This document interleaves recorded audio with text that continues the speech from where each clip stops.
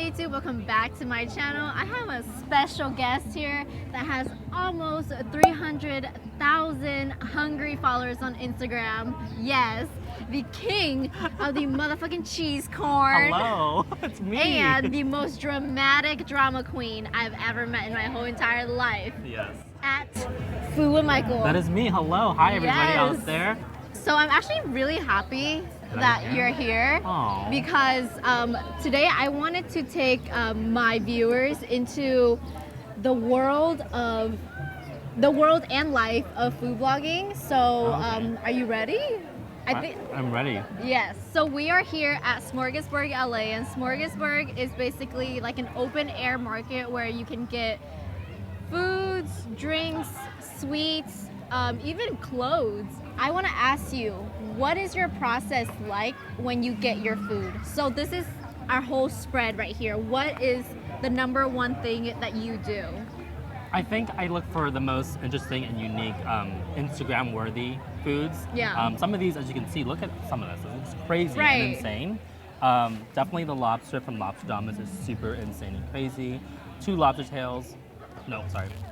A whole lobster on top. Yeah, and then divide it in half. A whole lobster cut in half on top of these garlic noodles. You got these fries from FRITES that it's like basically on a 1,000 island, and it has like a little very on-the-go it's very on the go, and you can just Yeah, take it we've with been you. carrying this for like the past hour now, and it's still holding up pretty well. It's actually really tasty too. Now that we have all of our foods here, let's dig in and let's really talk more about the food, and I'll ask you more questions, and let's just do it. Let's eat. All right.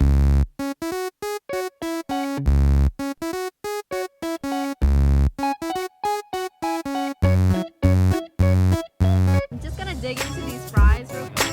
Take a look. Yes. Where are these from? These are from FRITES. One of the new vendors I haven't tried yet, but I've heard so much about, and they actually fry their fries in beef fat and beef oil or something. So I can't wait to dig on this. I'm already like done with mine. Mm. It's fluffy. I like the thick cut. It's fluffy. Oh yeah. So, when it comes to posting on stories, do you prefer to post live, or do you like to curate it, like edit it before and then post it onto your stories? It's a good question. I actually like to curate it, and I like to edit the photo and really like kind of bring out the brightness and saturation sometimes. Right. And then I'll post it on later. I feel like the colors are a little dull sometimes. Right. So that's why I like to go in and post and then like edit it and bring out the brightness and really showcase the food. Okay, speaking of editing, are you self-taught? I am self-taught. Nice. So I use 2 apps. They're both free in the App Store, by the way. I don't even pay for that. It's VSCO. People call it Visco, Yeah, but VSCO, I use that. I call it Visco. Yeah, and then another Visco one's Cam. called Snapseed. Oh, I use Snapseed too. I use those 2 apps, and they're very great, very user-friendly. And I do like that I can just do it right on my phone. Right. And I don't have to worry about like, oh, like I gotta transport to my computer, go on Lightroom, Right. go on Photoshop. I can just do it on my phone. And You I'm good. have a video up on how you edit your pictures and Yes. stuff like that. Yeah. I'll link it down below. Yeah, so if you guys are ever curious, click the link down. That's how I edit. That's a general edit on how I edit my photos, and hopefully it'll give you guys some insight and some tips on how to edit your photos. So since you are self-taught, when did you realize that you wanted to make this into more of a business, more of like your way of living, and like basically turning something you like doing into like your full-time job? I think I was going to, if you guys don't know, I was actually going to school for dentistry. I didn't know. Dentistry? That is so different from this. The food game, I know. But I was going to school, and I think it's one of those things where in society you're just kind of really focused on finishing. After high school, you go to college, and after college, you go to grad school and stuff like that. Right. So I think I just had a lot of that in my mind. Being on track. Yeah. So I think for me, like, that's what I felt like I was supposed to do. And when I was going through school, like, I enjoyed it, but I wouldn't say it was like something like I truly enjoyed. Right. So in the midst of all that, I was doing the Instagram game of like photos and editing and all that other stuff, and it was just more of a hobby. And I think eventually, once that started taking off, that's when I was like, this could go somewhere. Oh, So I okay. just kind of like was like, you know what, I'm gonna try this for 3 months. Oh, Yeah. so you gave yourself a time I frame. did. I gave myself 3 whole months, which is probably not that long, honestly. It's not. But it To worked. build a platform, it's not at all. So how did you, in those 3 months, how did you really like just full speed, like let me really do this? Like what were your kind of steps or what did you do? I think for me, Because it doesn't happen overnight. right, it doesn't, also everyone doesn't understand it. It does not happen overnight. Definitely worked very, very hard at this. It's not just food. Yeah. I want to say I started taking photos and I would notice which photos did better. So I would take like photos of everything you think of, salads, you know, cupcakes, sandwiches, burgers, whatever. But I noticed the more, I guess, viral stuff that you would see go on like Insider Food Beast, those ones tend to do a lot better for me. So like the more wow factor Right. foods.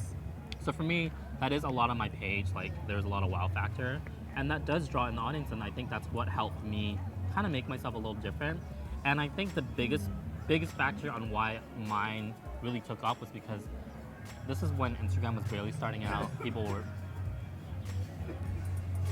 This is when Instagram was barely starting out. People were just figuring out Instagram, how to do it. And I was one of the first few food accounts that started out. And so because I figured that out, it kind of just catapulted me into like another direction. You were the first like food page that I actually like religiously followed. Like I actually like looked towards to like your food and like bookmarked what you posted. Went out and tried places that you post about. Oh. So awesome. it was like, it was interesting because like it wasn't a Instagram girl who was doing it. Like you weren't half naked posting those food pictures, No. you know. So it was just like it was a different type of content that I was used to seeing on Instagram. So Yeah. so you were like the first food person that I actually followed. Do you have a background in food? Like what was about food that made you like, okay, like that's gonna be my thing? I think I didn't go to school. Like I know you went to school for like culinary Yeah. and stuff like that, but my parents own restaurants. Oh, they did. Yeah, my parents owned a restaurant when I was growing up. It was like a bun hoi, like, you know, bun hoi and bumaway and stuff like that. And so- Dang, yeah. where? Oh, in the It was- Bay. Yeah, in the Bay Area. I was from the Bay Area. And so, I think that was my only real, I guess, influence with food. Oh, okay. Yeah. But I mean, having parents that own restaurants, like you learn a lot You about like the do. restaurant industry and about food because you're constantly Around surrounded it. by food. All right. All right, so let's so- start on these. Yeah. Oh my God. So this is a sampler trio. This is a steak burrito. These are both from Mitty's Tacos at Smorgasburg, made by my good friend Armin. Yeah. Very good and talented chef. And he gave us Armenian soda. Armenian sodas. This one is a pear flavored Armenian soda. And mine is a walnut flavored. Walnut. Yeah. So Wait, I kind of want to try it okay, first. let's take it. Okay, it's definitely not hard to open. Yeah, I was like, this is kind of easy. Okay, wait. No, it's okay. There we go. Ready? Mmm. Oh. It's very wow. fragrant. I actually like this a lot. There's a fruity taste. Yeah, I can tell that it's like it's a crisp pear. Oh wow. Crisp. No, taste it like it's crisp. Oh yeah, you're sick. It tastes like bubblegum to me. Bubblegum? I can see that. Yeah, it tastes like bubblegum to me. All right, let's dig in. This Wait, looks I want to try this. Oh, damn it. Oh yeah, try that. This tastes like Coke. Yeah, it doesn't taste so much like walnuts. Yeah, this tastes like Coke. All right, let's dig into these tacos. All right. So this is made by my good friend Armin, who owns Mitty's Taco. He actually owns another place called Mini Kebab out in Glendale. Super delicious as well. And I got the steak burrito. You got a taco sampler trio. Yeah, this one is a falafel, Steak. steak, and chicken. Chicken, yeah. Nice. Okay. Fun. You've obviously been in the game for a while now, and for years now. How did you start building your connections and your relationships with the restaurants and people behind the scenes of like Smorgasburg and stuff like that? I think a lot of for me was because I worked with a lot of smaller mom and pop owned businesses. That kind of helped me get to know the owners, get to really understand their business, their background, why they started the business, and really connect with them on that level. And eventually just became friends with them over the years. And so here I am at Smorgasburg eating Minnie's tacos with you. Right. Dude, I'm actually really enjoying the steak burrito. Really delicious. Fun fact. Hi, how are you? Hi. I won't intrude your. Oh, yeah, hi, nice seeing you again. I won't intrude, but I'll intrude. I don't want to, but I will. I was like... Okay, anyways. I actually don't like getting burritos, or I don't like eating burritos because it's such a big portion that I'm just like so intimidated by. Really? Yeah, it's weird coming from a person that does mukbangs, but like That's regularly I don't eat big portions like this. So like I prefer tacos and smaller portions. true. Over. Yeah. So non-filming purposes. Food bloggers don't just go to one spot a day. Mm. They literally have a full day of restaurant visits to go to. So let's finish this up and let's head to our second location. Yeah. So we're here at the second location of the day, which is a Cafe 86. They have teas, coffees, and they specialize in crafting ubes into their baked goods, right? Very true, yes. Filipino cafe. There's 4 locations, one in Las. Let Vegas. That's what I used to tell people. Las Vegas? Let Vegas. Okay, so there's 4 locations. There's one in Las Vegas, there's one in Chino Hills, Artesia, and the one that we're at, Pasadena. Okay, cool. So we have the... Oh, I thought you were gonna say it, sorry. I know this one is okay. the ube truffle. Yeah. But I don't know what this one is, So- but it's their best seller. Yeah, so we'll just grab one of each. Okay. This is the ube flan cupcake. All right, so obviously your schedule's busy and you have a lot of places to visit each day. How do you pick and decide which places you're gonna go to that day? Like, how do you manage your schedules? I think it's based on location. So Okay. if I'm in the LA area, I'll stop by Cafe 86 along with other places that's within the area. Okay. Just because you know how LA traffic can be really, really bad sometimes. Literally Sometimes- like 10 miles for, well, 30 minutes for like 10 miles. And it really sucks. So you just kind of plan your day and know when to leave before traffic, after traffic, anything like that. And that's how I plan my day. Okay. Same with me. Because it's like, if it's within the area, then it's like boom, boom, boom, and you're done with the day. Yeah. So you don't have to like drive from LA to OC, OC to Irvine, Irvine to like Alhambra and back. You know, so it's just like one compact place. How is it? It's actually really good. I enjoy the little flan that that's on top. It adds more moisture. Wow, look at your bite versus my bite. Right, so what would be your advice for somebody that wants to start a food channel or a food page right now? Since it's so I was saturated. gonna say, it's very difficult because I feel like the saturation on the food game is so high. Everyone and their grandmother has an Instagram for food. And I feel like for now, the best way is to really set yourself apart on why yours is different from everybody else. So I used to do this thing where I used to have a white background only in my shot. So I'd take a photo of like this and the background would always be white. And I would just always Photoshop it out white. So everything, So that was like your thing. my thing back then. And I felt like at the time that made me different because I was coming up when Food Beast was coming up, all these other accounts, and they're very food porny, very gluttonous, very grubby. Yeah. So I was like, okay, how do I make myself different? And that was my way of making myself different. Speaking of food porn, what is the ultimate food porn picture to you? Because there's tons and tons and tons, and you literally can say like, this is food porn. You know, but like, what is your definition? Because I know that like back in the day, food porn was like yolk porn. You know, where it's Yeah. just like very sexy, seductive, slowly dripping down your food. But I think that people are getting like over that now. So what do you think is like the food porn or makes it food porn right now? It can be honestly million different things, but I do notice it's a trend of it's in New York.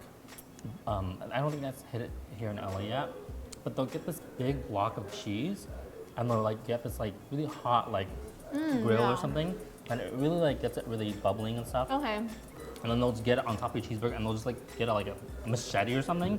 And Machete.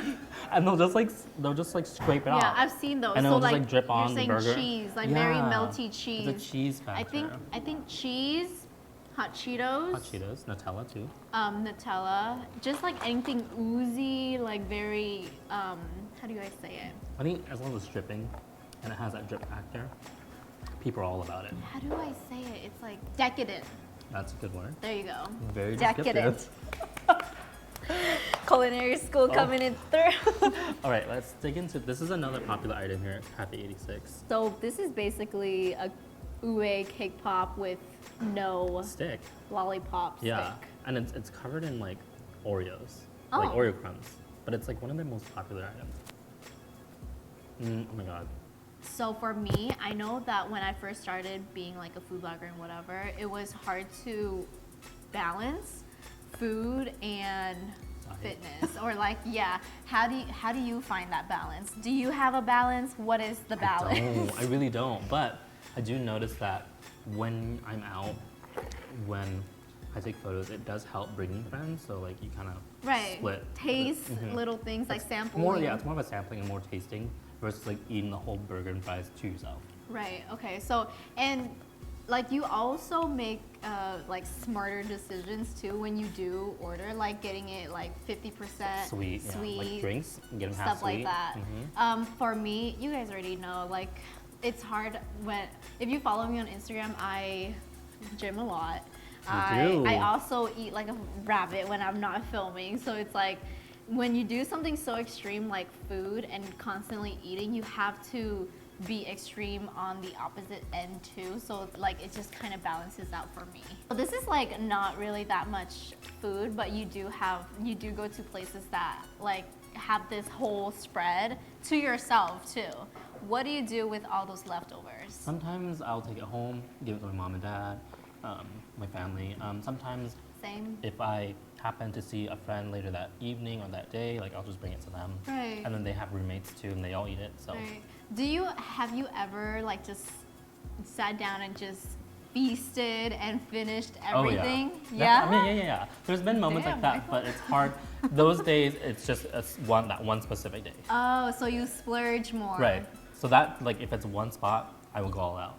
But if it's like 5 different spots on one day, like, I just gotta portion it out and like meal prep, you know, Right. my way through each meal. Okay. When I first started this whole food blogging thing, it was very awkward at first for me because I didn't know how to, like, the restaurants would invite me and I would come in, right? But I wouldn't, when I got there, I didn't know how to be like, I'm here to take pictures, you know? So like, what would your advice be for people that's just like barely starting out and kind of like just dipping their toes into the water? Like, how do you just build that confidence of like letting the restaurants know like, okay, I'm here to do this, this, and that?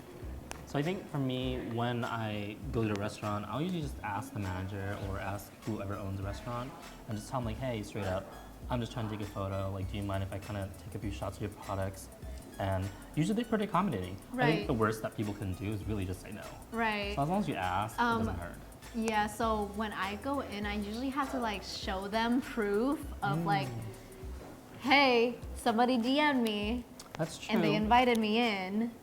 So this is my proof. Yeah. You know, like, because sometimes cashiers don't know why you're there. Right, they have no clue.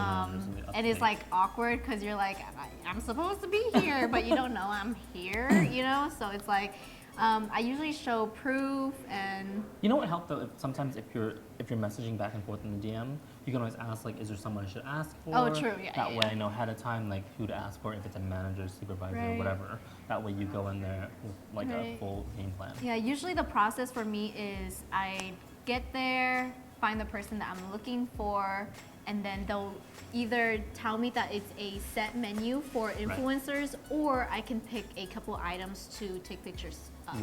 Wait, do you want to talk about how I take a photo? Yeah. Oh, okay. I think for me, when I would arrive to a place, let's say even Cafe 86, like I would know ahead of time, like, okay, what do people really talk about here? What do people really Right, what quote do they about? get? Right, so it was always this cupcake. So then I would know, okay, I'm gonna get the cupcake. After I decide what I know I'm gonna get, I would scout out like where in the restaurant, outside the restaurant, where I'm gonna take a photo. Right, because like when we sat down for this video, we decided to sit down here because the lighting was better. So lighting is also key. It's very key, yes. Right. The best time of lighting though is when it's cloudy and rainy like this, because it's not too harsh. Because and you have your own little diffuser. Yeah. It's a natural diffuser. Right. And unlike direct sunlight, which is really harsh, it can wash out the colors of food. It can really make it distorted and just not look really cute. Right. And it can also change the color of the food.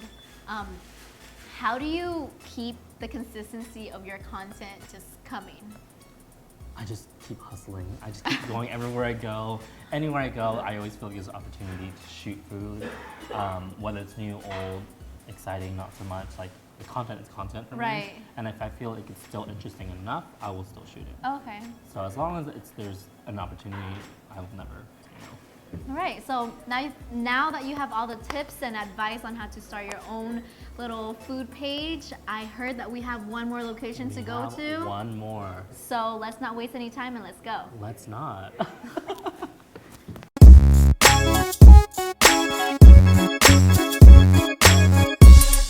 right, we're at the third location and we're here at Tasty. Tasty opened their doors in the year 2000, making them one of like the OGs of like boba shops and tea shops and stuff like that. They have teas, smoothies, coffees. Do they have coffees? They have coffees.